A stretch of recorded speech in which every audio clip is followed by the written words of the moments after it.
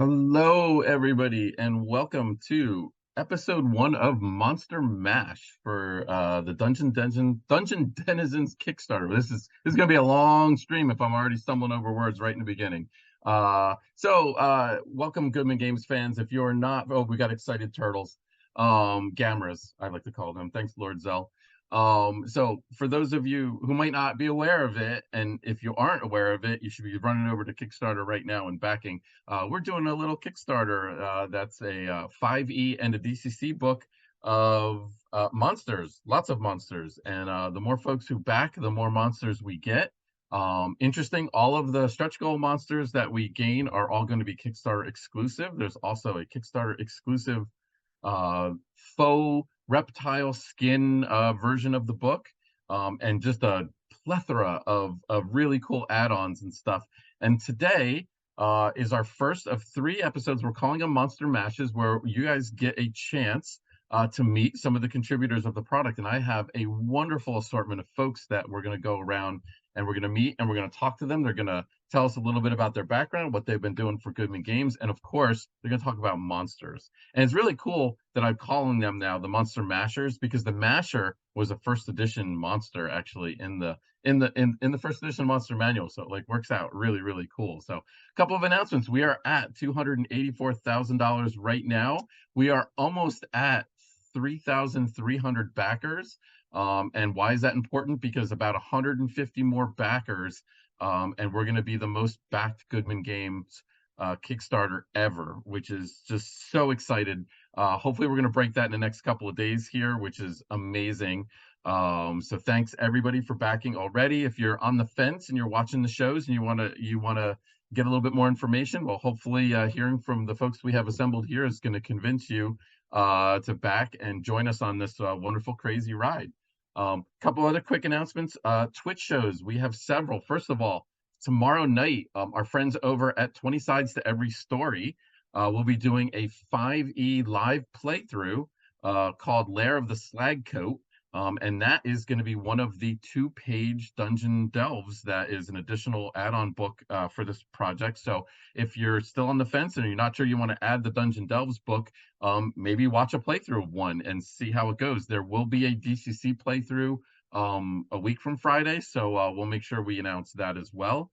On Monday, March 6th, I will be back with my co-host Rick from Talking TSR, and we're going to do an entire show on the analytics of Dungeon Denizens. I know it sounds crazy, but we're going to hit you with charts and graphs on all kinds of cool things about Dungeon Denizens.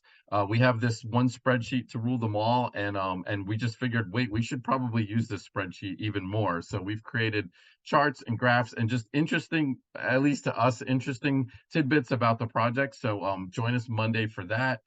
We have two more Monster Mashes planned. We have another one next Thursday night, special time, 8 p.m. That will be another 5e themed one with myself hosting. And then the following Thursday, the 16th, we will have a DCC Monster Mash that Mike Curtis will be hosting with some of the folks that worked on the DCC side of the book. So we got you covered. We got you covered 5e. We got you covered DCC.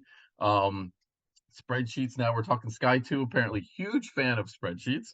So really excited about that. Back in, even though my truck just died, now you need to get a new vehicle. Don't tell my wife. Your secret is safe with us. And hopefully that truck thing, this is, trust me, I know from personal experience, this is not a great time to be buying a vehicle out there. Anyway, without further ado, I want to introduce some folks. So I'm just going to go kind of on my screen here to my virtual left. The first person I would like to introduce is Brian McKenzie. So Brian, why don't you say hello to the folks? Hello, hello everybody. Greetings from Maynooth in Ireland. Nice. I'm about half a mile away from an 800-year-old castle, Maynooth Castle. Um, and I teach at the university there. I've been playing Dungeons and Dragons since 1982, and I have a twin brother. So we had like instant party all the time, and it got so bad that at one point our parents were like, "Listen, we're not sure what this game is, but you're playing too much of it, we're told. So give us the books. So we kind of like, okay, we handed them a stack of books and they went away. And then we went into the closet and took out my copies of the books because so I've been playing for a long time. And then I'm very lucky because I can kind of teach with it now. So I teach writing and digital skills. So I have students write world building on Wikipedia, but like an install of Wikipedia, not the real Wikipedia, but it looks exactly and functions just like it. So they do research on what would surveillance look like if there's a high magic world and everyone's scrying? And so, they go off and they do research and then they write up Wikipedia style encyclopedia articles. But it's all basically for gaming. So I was really excited to contribute to Dungeon Denizens. It's a great, absolutely great book, monster tome, literally, right? Yes, yes, it is massive, massive monster tome. Awesome, that is really great. So, Brian, have you worked on any other? First of all, I should mention that all the folks here tonight, even our esteemed editor, were all recruited during our open call back in 2020. So I forgot to mention that. So, Brian, have you worked on any other things that you're allowed to talk about for Goodman Games or other So companies too? so basically, I've worked on a secret project. I've worked on Project Stomp, and then I wrote a anthology of adventures based on Irish mythology. Um, because like what a great place. Anyways, so that's coming out, and then like I do academic work as well, where I kind of say like, hey, we can actually do real writing and real research and real skills, professional skills development by this. So that's what I do. But it's been great working with Goodman Games on these projects. Awesome. Great. All right. So we're going to get back to you to talk about your monsters in a little bit. I'm going to move over to Mr. Matt Young next. So, Matt, say hi to all the folks out there. Hello, everybody. My name is Matt Young, and I also got to work on this secret project that is yet to be named, which is going to be a lot of fun. I also I wrote a chapter for Project Stomp, which I'm so excited to see at some point whenever that's ready. I'm writing a couple things on my own here and there. I started playing role-playing games also in the early 80s. I think I played with my friend Chris, and he had the Holmes box set. Shortly thereafter, I got my own Moldvay box set, and I was kind of off to the races after that point and played a ton of D&D, of course, and Champions, Robotech, Call of Cthulhu, all the sort of 80s games. Played kind of through the 90s and then took a long break and came back to gaming sort of right before 5e came out. I started playing an AD&D game and have not really looked back. I can just continue to sort of rebuild my old collection and also play classic games, discover new ones. These days I play a ton of 5e, of course, and as well as DCC and some Call of Cthulhu as well. Cool. Excellent. And I would be remiss if we didn't talk about this, Matt. Tell everybody what you do for your real job. Oh, yeah. For my day job, I'm a TV writer and producer. I wrote on the last 3 seasons of a show called Blind Spot that was on NBC, and more recently have been on CW's Kung Fu. And that was for seasons 2 and 3 of that show.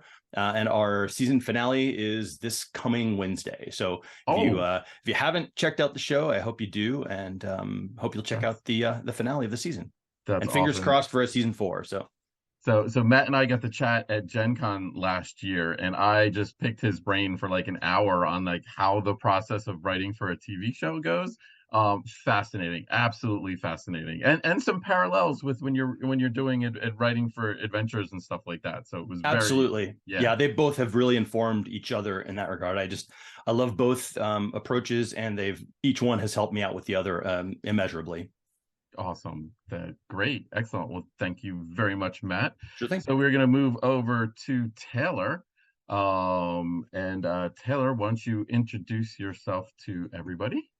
Taylor Hoke, and I'm zooming in from Hot Rock, Tennessee, which is a place that if you close your eyes while you're driving for just a second or sneeze, you'll drive right past it. You'll never see it.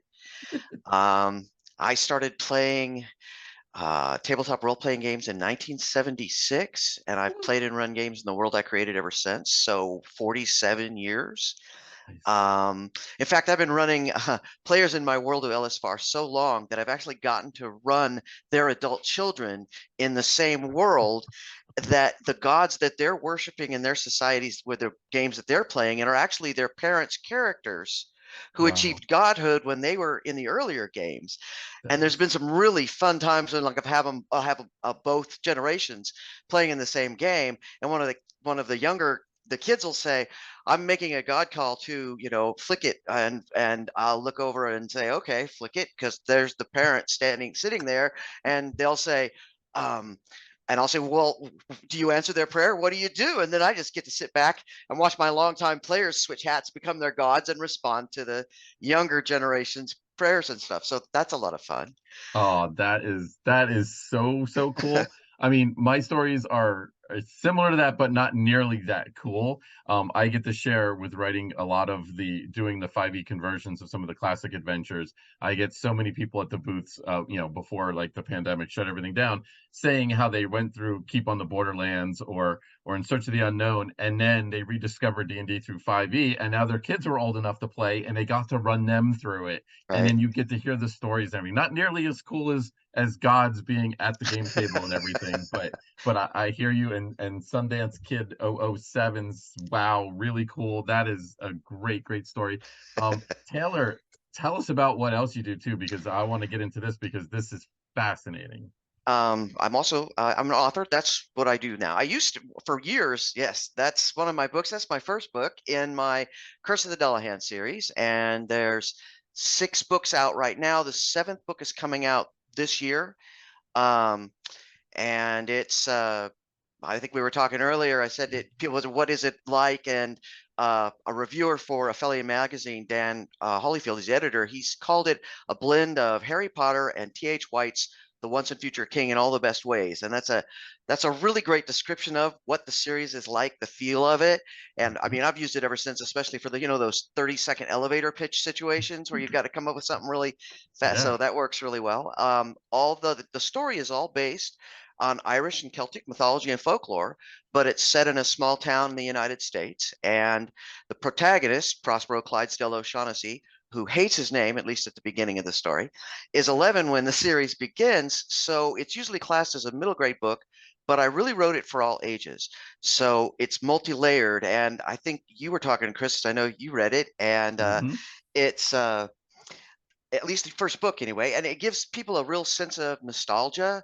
As adults, Yep. they can read it. They said it feels like it's set more like the 70s or 80s, and they remember those types of go walking home from school and stopping at the 7-Eleven to get the Slurpee or the Big Gulp, and Yeah. things like that. So it's got that whole nostalgia. Kids can just read it for the adventure and the monsters and the school drama, but adults can read it for that nostalgia and the history and the mythology and everything that's all, wound through the whole story. Yes. And And I've got a couple of other covers. This is like the second book. Has cool. a I love this is my own favorite cover because I just love the look of joy on Prospero's face when he's riding on that's actually Rufus. So but you'd have to Oh, read the story to know who he that is. rides Rufus? Oh wow. Yeah, Wow, character development for the neighbor's dog. And not that I want to exactly. spoil anything. Right. So Um, wow, that is so yeah, cool. That is very cool. And we're getting chance of 7-Eleven in the chat, by the way. So lots of people, it's true, and it's funny. 7-Elevens are still very prominent where I live right now. So quick checks are trying to elbow them out. Wawas and quick checks are trying to elbow them out. But true. I like I said, I spent every day walking home from school in that age in the 80s, and I have such fond memories when I started picking up the book and I saw the maps that were drawn like an 11-year-old would draw, and I'm like, oh my god, I had maps of my neighborhood just like that too. And I've got it. I got to tell so you a great story about those maps because this is fun. I was talking to the artist who did the book covers, and I said, "Hey, I really want to do Prospero's maps because we talked about Prospero drawing maps of everything. He likes to draw the house and the map." And I said, "Until we need to get an 11-year-old to do it."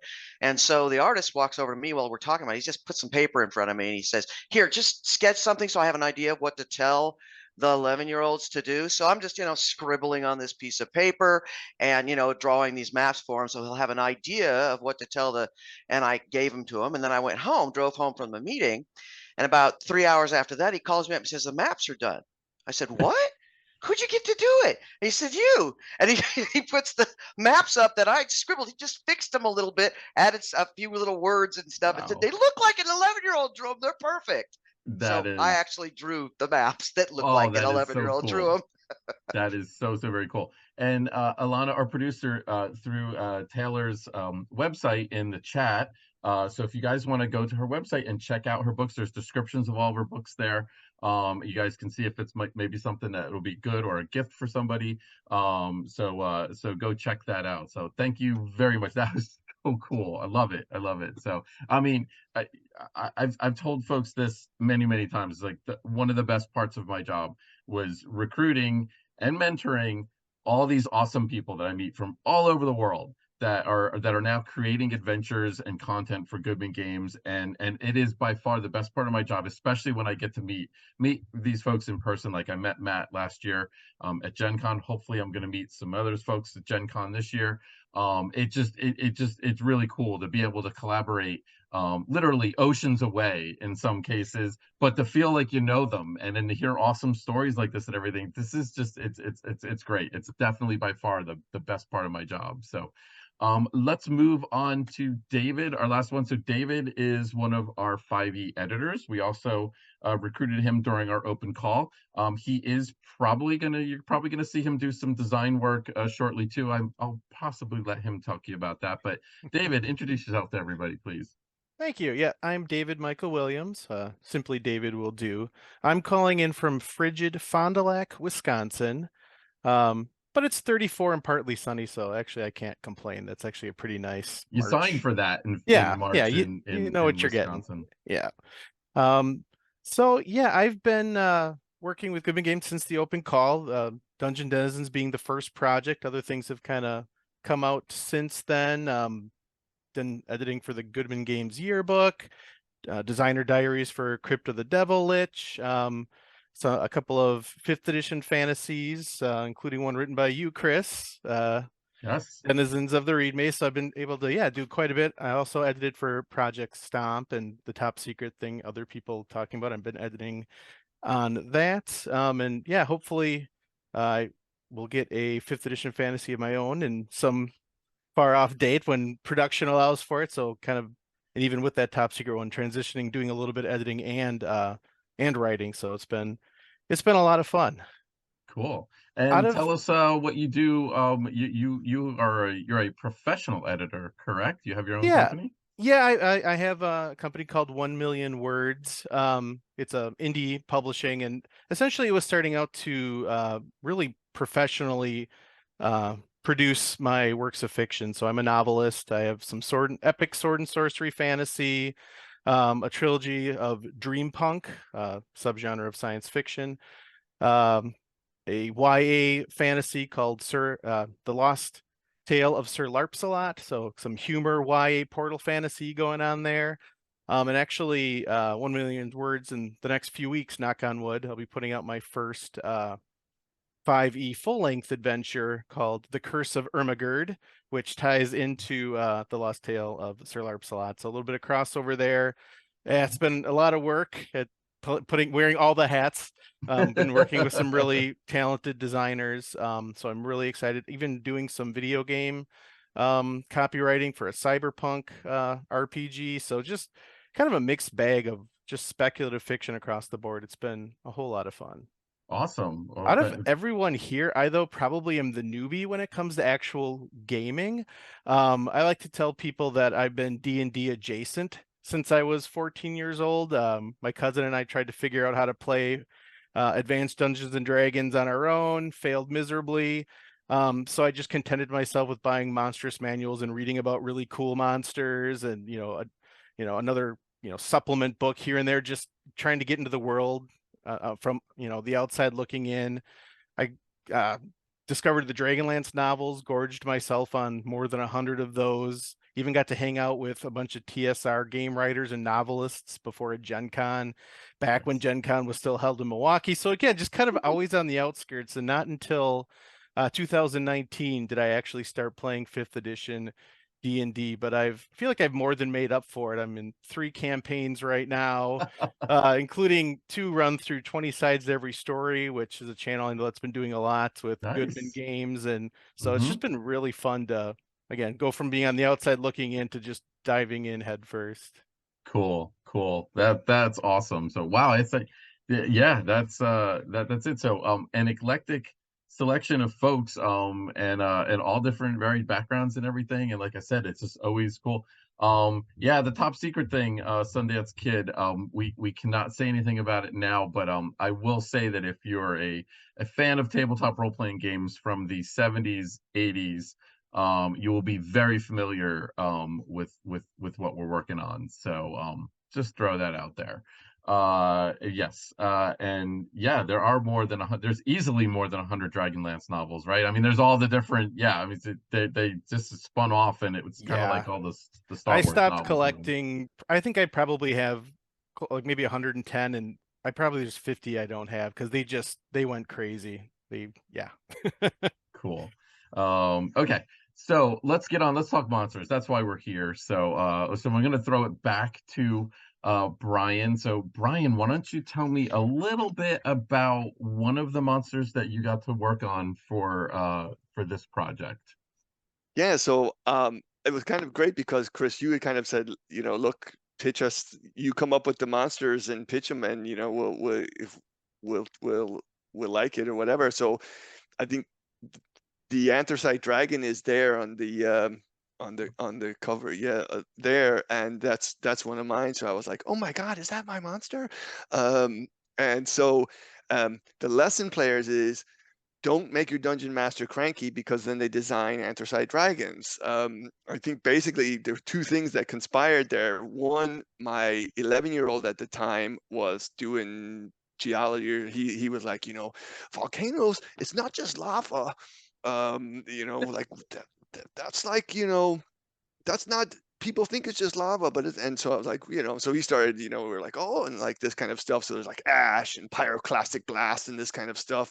And I was like, there needs to be a breath weapon based on like that kind of stuff. And then I had a D&D session, and I think my players was like, didn't take good notes, or they had like inaccurate notes or something. And I was like, design monsters when you're cranky. Um, so I actually wanted a dragon. And then the other thing is, like, I think it's really interesting to try to design a dragon that's kind of original and different. And so I wanted a dragon that was menacing and cranky and not sort of stereotypical. So this guy doesn't hoard treasure.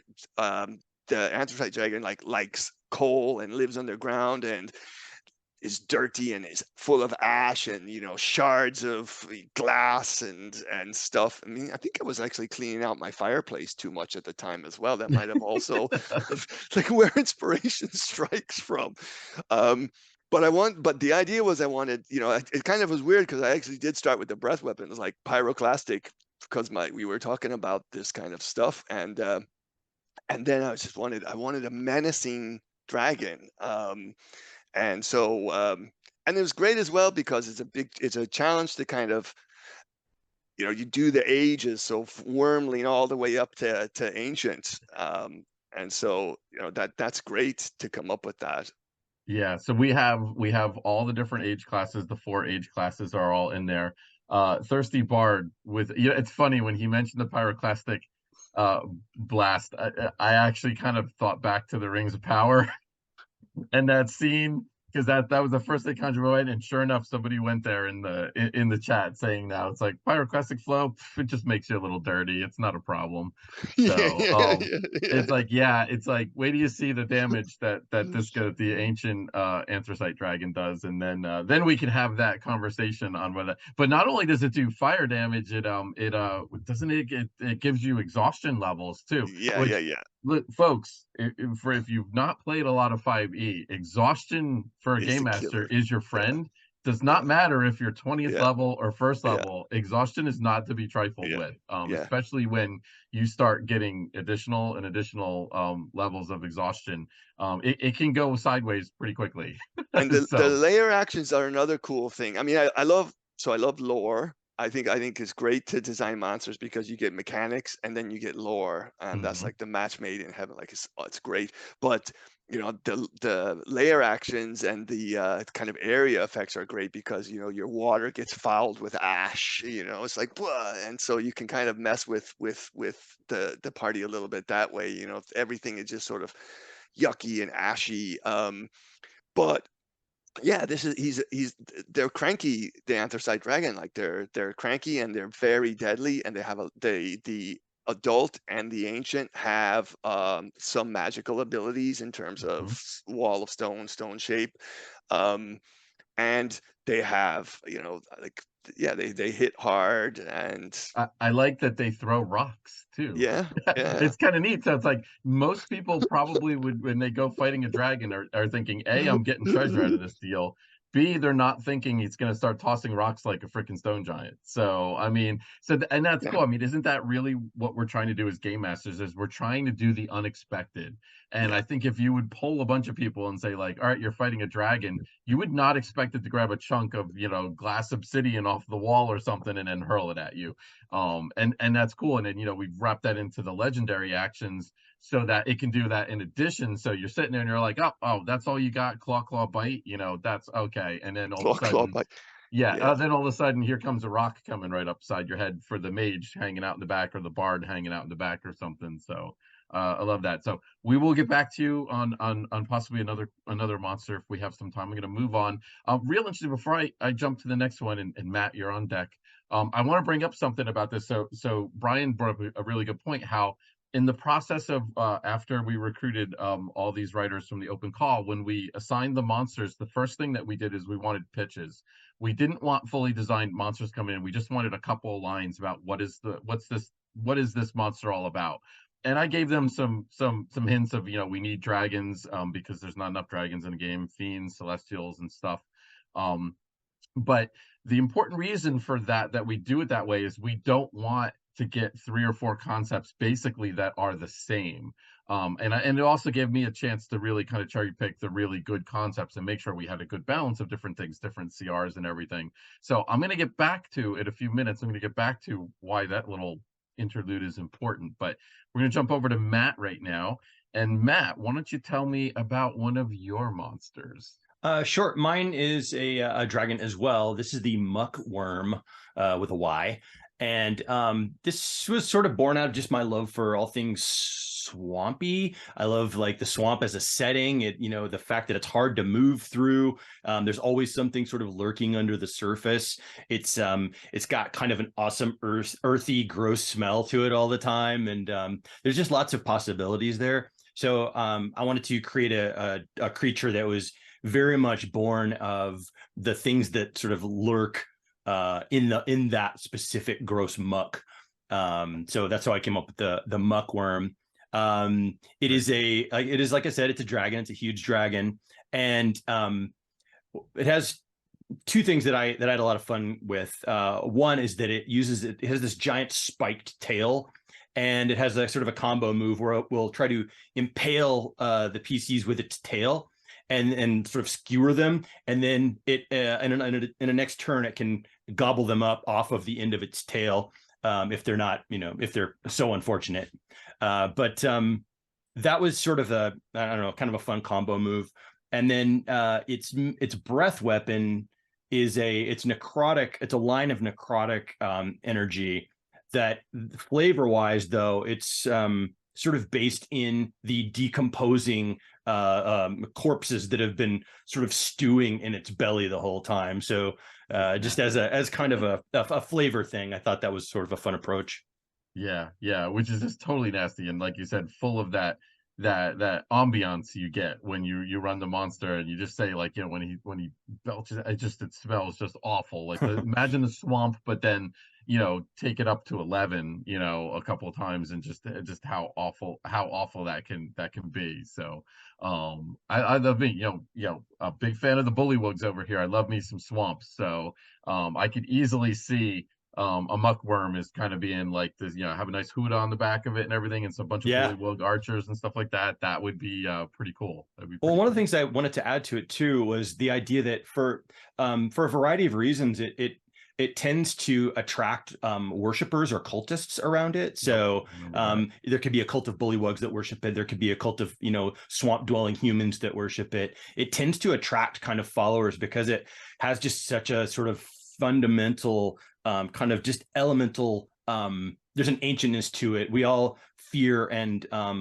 sort of respect the swamp, and it's sort of, I wanted it to kind of embody all things powerful and scary about the swamp. So I could see a group of humanoids moving to offer it sacrifices and worship it. Nice, excellent. Real quick update, we have passed 3,300 backers. We're actually at 3,302. So thanks everybody for backing. If you're backing while you're watching the show, we're also over $285,000. So yay. So we're doing awesome there. So all right, thanks, Matt. We're gonna get back to you in a second. So now we're gonna move over to Taylor. And Taylor, what monster would you like to talk about? Well, I guess since everybody's been talking about great big huge, dragons and things, I'll talk about scatlings, and they're like these tiny devious little horrors. Okay. I was Knockmort the Mad Treant from Dungeon Crawl Classics number 10, The Sunless Garden by Brendan LaSalle, was the inspiration for these critters. In that story, a meteor falls, right, and changes Knockmort into a monster. And I envisioned alien spores falling from that meteor as it flew through the sky. And if a spore landed on a cone or an acorn or a nut-bearing tree, then that tree got infected by these spores, changing it into a child of Knockmort, which is another monster you'll find in the Dungeons and Denizens book. And the scatlings are actually products of those evil trees. A child of Knockmort drops what I called a seed of chaos, which is looks exactly like one of the normal acorns or nuts that are associated with that tree, but they aren't. When they're fed to livestock or eaten by sentient creature, the seeds actually incubate inside them, giving them a really bad case of indigestion, resulting in them needing to run to the outhouse or the chamber pot. And a couple hours later, flying tiny monsters, scatlings, crawl out of their poop. Yeah. And they squirm around, all delighted and glorying in the evil havoc they can spread in their short little 2-week lifespan. They're incredibly nimble. So they can disengage and hide as a bonus action every turn. They fly and fight around in groups, so they have pack tactics. And the worst part is that their little claws drip spores that cause a special long-term type of madness. And if they're not removed by a lesser restoration or dispel evil, it becomes an indefinite madness, and the effects is only curable by going out and finding the scatling's diseased parent tree, that child of Knockmort that particular scatling seed came from. Otherwise, you can't get rid of it, which leads to great adventures of going and hunting it down, and you can have half your party can be insane from the effects of these things. They can infect whole towns, driving everybody crazy. In the play test we did for these adventurers came upon this town where the buildings were all boarded up and several others were on fire. Dead bodies are littering the streets. People are running around trying to kill each other, or they're falling into mad fits of laughter, wandering around unable to remember anything or anyone and babbling incoherently, and even sitting in the corner with a chamber pot in their lap, scooping up feces and eating them because they're compelled to do it and they can't stop. And when the scatlings do fight, so the adventurers actually start fighting these horrible things, half of them become infected and start fighting each other or babbling. Like you get a wizard, suddenly all he can do is babble incoherently. Any spell that he's got to say words for, he can't cast anymore.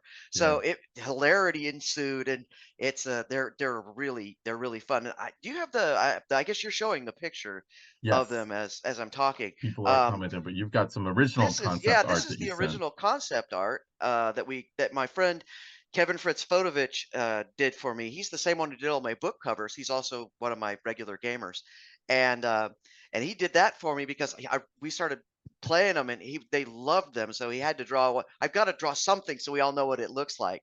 And so I looked at it and I said, that's way too cute. People are going to take them home, and Yeah. they're not. They're evil, horrible little monsters. They don't want to. Yeah. You don't want them as pets. I think So our artwork, I think, definitely leans more definitely toward that. it captures that evil. And we're getting all sorts of awesome comments, obviously. So Durthan, who came up with Pack Scat, and I love that because one of the traits that the Scatling has is Pack Tactics. So Yes. now I'm thinking we need to rename that Pack Scat because Pack Scat. that is awesome. And works. and oh my, that is great. Thank you, Durthan, for that. We got nice artwork. Yes, we've got people are first freaked out. Sky 2 was first like, wow, with the name, I thought it was going to be more poop involved. And then there was a delay and he said, oh, there it is. So it was like a delayed action. It was awesome seeing that one come through and you were just getting to that part of it, which is awesome. So yeah, again, small, yeah, that's good. Scrappy way to go, definitely. Yeah, exactly. Without a doubt. So this is great. You're inspiring people. People are already like saying someone's going to put them in their PC's Skullgrey Castle subjects. So yeah, people are already coming up with plans. Shades of Icarus already planning to use it. That is a great story. And again, the inspiration was when Taylor first made her pitches. She mentioned DCC 10, Brendan LaSalle's Sunless Garden, which we just republished a 5e conversion for last year. As soon as I saw that, I was like, yep, we got to have that. We got to have a child. I think I renamed the child of Knockmort the spawn of Knockmort, if I'm not mistaken. But we still got Knockmort in there. And we still got an awesome quote in there. So, but yeah, that's awesome. So thank you very much for sharing that. Folks, I hope you're getting an idea of the thought and everything, the design that went behind these creatures. This is the advantage when you have, I think we had 28 or 27 different authors working on this project. You can't do it all alone. It really helps to have a varied background of folks working on these things for the inspiration and to really make these monsters sing. So so thank you for that. We're gonna move on to David now, and we're gonna talk to David a little bit from the editing side. So David, why don't you give us a little description on how it was to work on the team, because we did have a team of 3 editors working on this book. Why don't you give us a little rundown about it? Feel free to talk about spreadsheets and anything Yeah. that tickles your fancy. Yeah, so as I mentioned earlier, this was my first project with Goodman Games, and it was a little bit of a baptism by fire, just because, Deep end of the pool. yeah, Yep, it threw was, you I right mean, in. I've done, copy editing, proofing for many years, but this is, I felt very comfortable jumping into the lore text. Absolutely. The stat blocks was, a little bit more of a learning curve, but it was such a great experience because it was a team of editors, and we had a Discord where we would just jump in with, hey guys, what do you think about this? Or how have you been treating that? And working with Bill Fisher, Ben Hayward, we try to work things out. Chris, you would chime in, Tim Wadzinski would chime in. It was just a lot of fun because we were able to really make it cohesive as we went. Or, well, maybe we need a template for, group encounters, so we're all handling it the same way. So we're not making extra work for the GMs as they're kind of looking at these. So it felt very organic. It felt like a lot of, I think we all learned a little bit more about the mechanics of 5e. Even people who have been, doing this forever, because you just come across so many interesting and, unique situations. And yes, we had the one spreadsheet to rule them all, to refer to. So it was incredibly organized, because when you just think of the sheer number of contributors, the sheer number of creatures, like there just had to be that level of organization.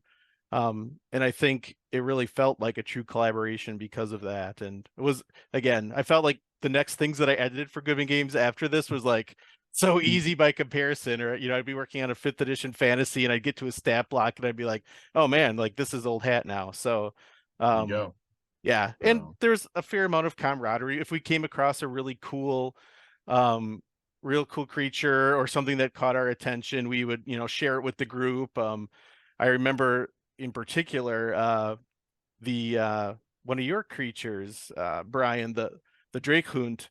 I posted in Discord, I think I found my favorite creature of all during today's final push, the Drake Hunt. I want one for reals. So, Okay. it was just, it kept the energy going, because it's a lot of text, it's a lot of words, it's a lot of technical editing. So we'd find things, that were kind of funny. I suggested a variant for the chill golem, the Netflix and Yes, chill golem, but the that Netflix didn't and make chill the golem. cut. Might not go a little farther than PG-13. So just just a lot of joking around and kind of circling back. And it was really a true collaboration, and in a practice that writing, editing can be so solitary. It was fun to just be able to jump in and have Discord open and say, hey guys, what do you think about this, or how are we treating this, or and then just getting sometimes very philosophical but very technical. And yeah, it was great. Cool. Well, on that note, we'll get back to you about your monster in a second. So let's jump back over to Brian and let's hear about the Drake Hunt a little bit, Oh, since you kind of put that I'm perfect so tease thrilled, there. David, to hear that you like that, because that's one of my favorites. So the Draghound story is interesting because in Ireland, in the depths of the pandemic, we could only go basically 5 kilometers from our houses. What's that in old money? 3 miles. And so, but my friend who's in my Dungeons and Dragons group has this big Newfoundland, right? And gorgeous, looks like a big teddy bear. And we always used to joke like how useless she is as a dog. She's so happy and she's so friendly. She's like a giant teddy bear. And we're like, if we were in Dungeons and Dragons, she would be terrible. And they were like, no, she'd be a good familiar. And I'm like, no, she'd be a terrible familiar. And then so I was like, I'm gonna try to stat block her up as like ridiculously cute. And like, what would you do in combat? She would run around and bark. And like that's about the size of it. But I think I'm a sucker for player options. And so when it comes to a monster book, I think it's cool to put in, sneak in that familiar player as a player option. Mhm. And so that was the idea. And then the idea is that that you have this dog or Dracund, and she's a bit feckless in combat or whatever, but every once in a while she's like, oh, who wants a hug? You just like have to stop fighting. She's just so so cute. But the Draghound does have is lucky. So once a day it can confer the luck, because you might miss something. And so the idea is that there's a wet nose that sticks in you. Hey, you missed something or whatever like that. So yeah, that was good. And then I had a little bit of an argument with my friend because about the intelligence score. And I was like, look, give it, obviously very high charisma, this beautiful dog, so happy, but like, how low can we put the intelligence? And so then we had this whole argument of like, maybe she's really smart. So then I got this idea that we don't know, there's an inscrutable intelligence there. It's maybe they're even an elder race that has devolved or something like that. So it's like the still waters run deep kind of a thing. Spoiler alert, I don't think they do in her case. No, that's awesome. So, and you made a great point about how we tried to, this is a monster book, yes, first and foremost, but we've tried to put some additional crunchy bits in there, and creating a sidebar for basically making the Drake Hund a familiar is one of those examples. We have new spells, Yeah. we have new magic items themed very closely in with the things. It's not just like a random thing. I believe we have some new weapons actually, because we have some of the humanoids that have their own specific weapons, so we statted those up as well. Because they're most likely, if the PCs defeat them, they're going to probably end up with them. They're like, hey, there's a cool looking weapon, I'm going to use it. So yeah, so we tried to do that. That was definitely one of our design goals, and a lot of that too fell onto David's team, the editing team, where we would just be like, they would just put in the comments, hey, this would be great for a new spell, we should do this or something. So a lot of times that was my job, which was a lot of fun, going back through all these, and I'd see all the comments say, hey, could we squeeze in something like this, a spell or a magic item or something, or they'd mention a magic item or a spell in the lore, but then everybody was worried about word count. But then it gets to me, and folks who know me, word count not a problem. So I was just like, if it's cool, we're putting it in there. We'll figure it out during the layout stage. Maybe the art needs to be a little bit bigger, but if it's cool and if it brings still something extra to the table, that's what it's all about. So Matt, can I ask you about the Immolatrix? The Immolatrix, yeah. Immolatrix. I say Immolatrix, you say Immolate, whatever you just said. Let's call the whole thing off. Yeah. Yeah, so I love when there's a little bit of enough flavor in the text to give you sort of a sense of how it might be part of a story or an adventure or a scenario. A creature that sort of implies circumstances or sort of an event. And the Immolatrix came from my love of sort of witches and witch lore and that sort of powerful, iconic image of a witch being burned at the stake. And the Immolatrix is the demon that is born when a witch is burned at the stake. So it comes into being from the darkest depths of the abyss in that moment of horrifying death of a practitioner of the dark arts. And it rises up. It looks like a skeletal figure that's got scorched and burning pieces falling off of it. It's super nasty and super scary. But it's one of its main attacks that I really had fun coming up with was because it's because it's a creature sort of born of this shameful act in a lot of situations, witches were often burned. Women were often burned by people thinking they were witches, but they weren't. So whether that's true or whether they actually were witches, this creature sort of embodies the shame of an act like that. And its powerful weapon is that it can cause you to relive your most guilty moments and sort of isolate you in your own brain and it makes you relive those moments again and again and again until you're able to break out of it by making a saving throw. So besides having like fiery attacks and stuff like that, there's this sort of internal emotional aspect to it that I thought was really fun to play around with. Yeah, and so the reason I wanted to bring it full circle on this, so when I got your pitch, that was the part that sold your pitch was the fact that shameless attack, guilty-ish kind of thing, and the mechanics with it. But we got, if I'm not mistaken, we received 3 pitches on basically the same concept. A witch is burned at the stake and either comes back as undead or its spirit or whatever. And that's the exact reason why we do the pitch thing, because I'm like, if I would have just told people send me 10 monsters, I would have ended up with basically 3 of the same thing, and then I would have had to either not use 2 and I'm like, I don't want to waste people's time. So I remember when all those came back in and I looked at them all and I was like, whoa, here's the theme. And it happens. Sometimes people are just, vampires are the thing of the day, like a different type of vampire or this or that. So it's very important, in my opinion, to kind of do the pitch stage first. And then that way, hey, if you get 3 of them, you just make it better. And that was something that came up. All of us were inspired. We got in all these submissions, and then we sometimes created additional monsters based off of them. We'll have a great story the next time where we had these gnomish clockwork constructs, and I was trying to design one literally, and one of the writers actually, it wasn't a gnomish clockwork, but basically designed the same thing.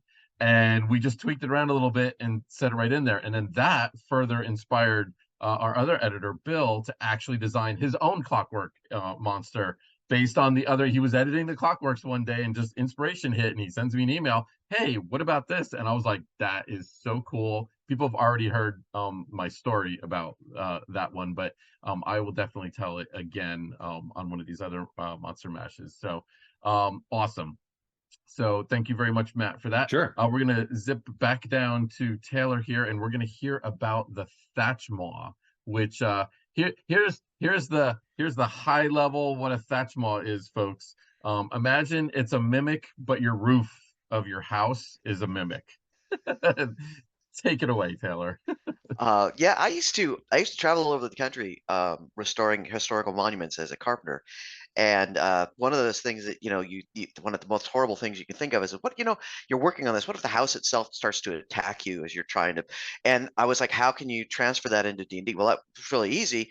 You just have part of it do that. And I'm thinking, well, okay, so you take they're great for surprising your characters with, because here's this gargantuan creature and they won't notice it.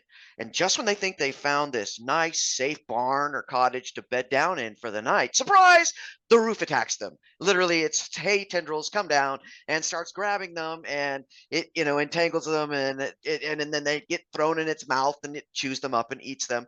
And that's actually, it's got a nickname of the cottage monster because that's where you're most likely going to find them, is in cottages and things like, and on tops of roof, on barns and things. It basically stretches out its gargantuan body in a grassy plain or similar terrain, and it blends perfectly with the natural surroundings. Just lies there waiting for some unwary creature, a bison or even a mammoth, to walk over it, and then it bites and swallows it.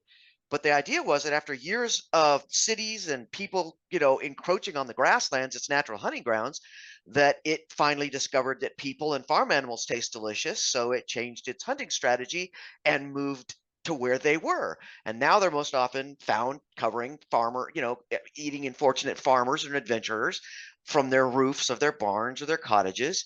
And they just wait for something to walk inside. It can even look like a haystack in a field, it'll just sit there like a haystack. Somebody comes close and bam, they're inside the mouth of this thing. And it's gargantuan. So, it can eat like 2 large players or 4 medium players or 8 small players before it even gets full.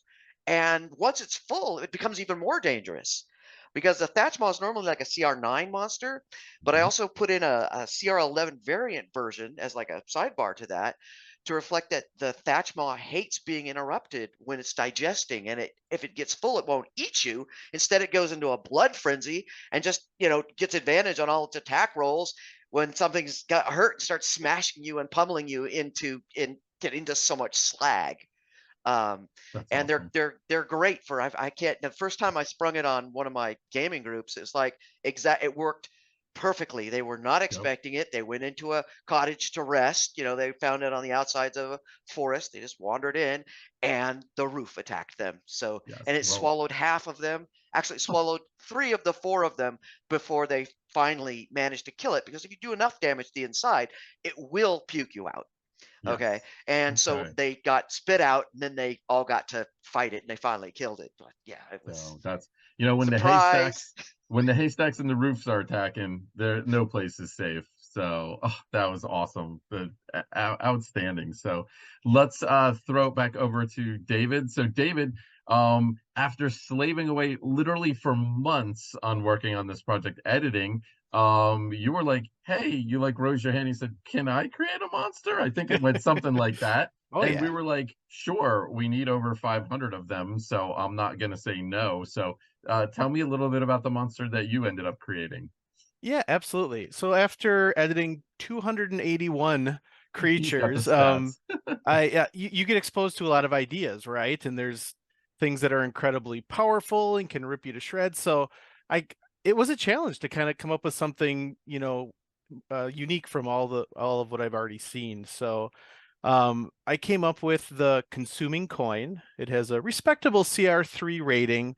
But what makes it particularly pernicious is what it does after a looter adds it to their purse, because it really just looks like an ordinary gold coin. So anyone, your rogue is going in there stealing some treasure, you're looting a body, and no one looks closely at the coins. So it's very easy to insert in any campaign. And so this was my way of saying, okay, there's plenty of monsters that can just do devastating attacks. There's the dragons we talked about today, and I want something a little bit more subtle. I want to hit the party where it hurts. So I'm going to go after their purse. So the consuming coin slowly over time just starts eating any and all coins around it. So if you're going long time between towns or shopping trips, this thing can eat quite a bit of the gained treasure while the party is out battling more obvious threats. And what I thought was really kind of fun is, yeah, you get to play the long con. This thing could be with them, and then they go to buy something that they desperately need, and now suddenly there's just 1 coin in their coin purse, and lo and behold, when it has no more food, or when it gets discovered through other means, it transforms into an actual battling construct. So it's it's got some money-based moves that were a lot of fun to come up with. You flip a coin as the GM. Heads, you're going to be doing some radiant damage. Tails is going to be necrotic. And it also, again, this thing isn't really just trying to kill you. This was originally, you know, in the lore section you learn, this was created by a mage who was robbed and was very salty about it, and wants to be able to get back at thieves. So, you know, the greedy glint blinds targets, the penny pincher restrains them, with the idea that, again, like, it is trying to inconvenience you. But there is a little bit of attrition here. You kill it, you only get half back of what it ate. So yeah, this is just kind of a nasty, almost like psychological attack on your players, perhaps. So I Yeah. had a lot of fun again, just trying to think what else can you do to inconvenience, to stymie the players, other than just straightforward damage or a curse or something different. So yeah, I had a Yeah. lot of fun.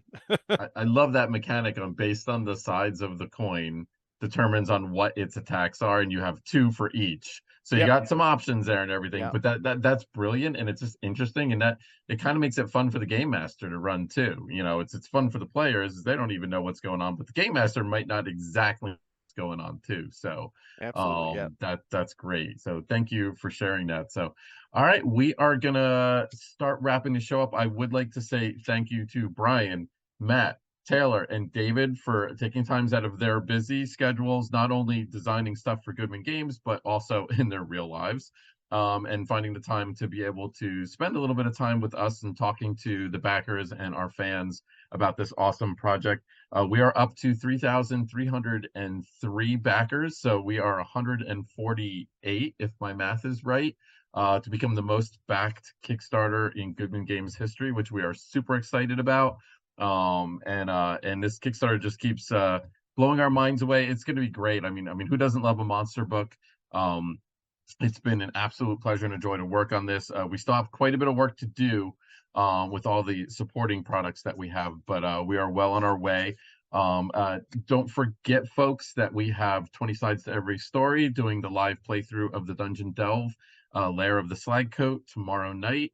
And then on Monday, if you want to hear more about spreadsheets and charts and graphs and stuff about the monster book and the breakdown of just how many of each type of monster and the CRs and all kinds of different things, check us out at 8 p.m. where my co-host Rick and I, Rick from Talking TSR, we just have a good time anyway, so I'm sure we're gonna have a really good time looking at charts and graphs when they relate to monsters. So and thanks everybody in the chat for participating. We love it. Folks are loving the consuming coins, by the way, saying I don't give out coins normally, but when I do, they're consuming coins. Love that. So Love it's it. great. So thanks everybody. And with that, we will see you in a couple of days. And like I said, check out our Kickstarter. So have a good night, everybody.